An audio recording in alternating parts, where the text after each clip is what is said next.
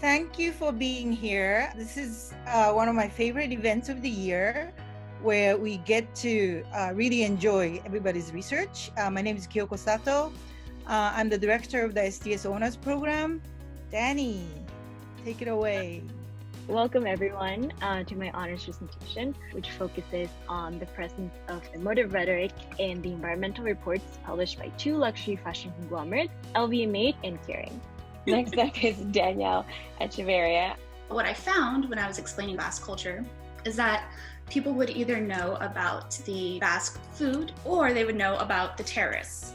What does this say about how food and travel journalism handles times of political crisis? My name is Dana Xie, and I will be presenting on the accommodation of older adults in ride-hailing technology. Uber and Lyft adoption rates remain low within the older adult population. What design affordances are being made by ride-hailing companies for older adults, and how can the design be improved? Barbara Cardona. My thesis topic was early childhood education, and I decided to focus on student achievement in Central America. And next is Pritam Shom. Today I'm going to talk a little bit about India's emerging mobile health ecosystem and how gender plays a role. What adaptations to these technologies can we make in order to better reach and better serve Indian women? Michelle. As Silicon Valley tech companies enter the health and wellness space, how do they portray Silicon Valley tech and medical values in their media messaging? Marissa Luna is next. My two research questions are, what are the major barriers that women leaders encounter today? And how can themes emerging from the current discourse translate into effective strategies that advance women leaders?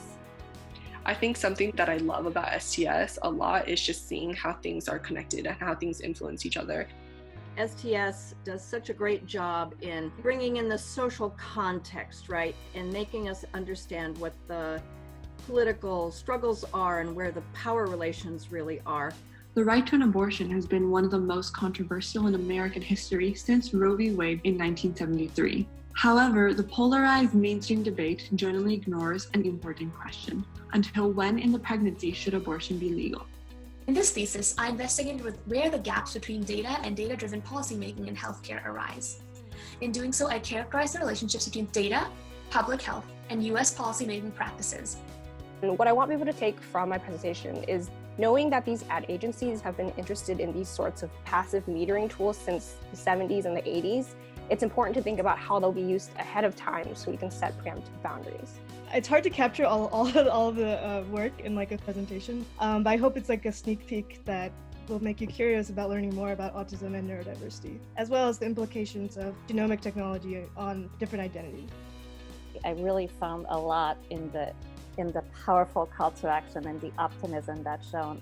You had a chance to talk to some very inspiring leaders. How are you a different person, after this research?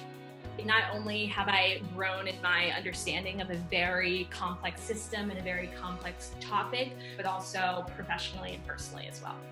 I want to thank my family, my incredible advisor, our dedicated STF staff. I see my family, friends, parents, and everyone who's helped me in my thesis in attendance. The student community as well. You guys really do a lot for each other in terms of modeling and showing up to do research and taking on a big task like this. A lot of people were with me in this journey, and I'm really grateful.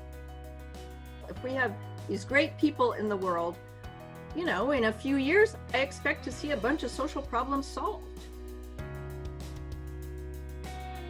Congratulations to all of you. A beautiful thesis. Great job.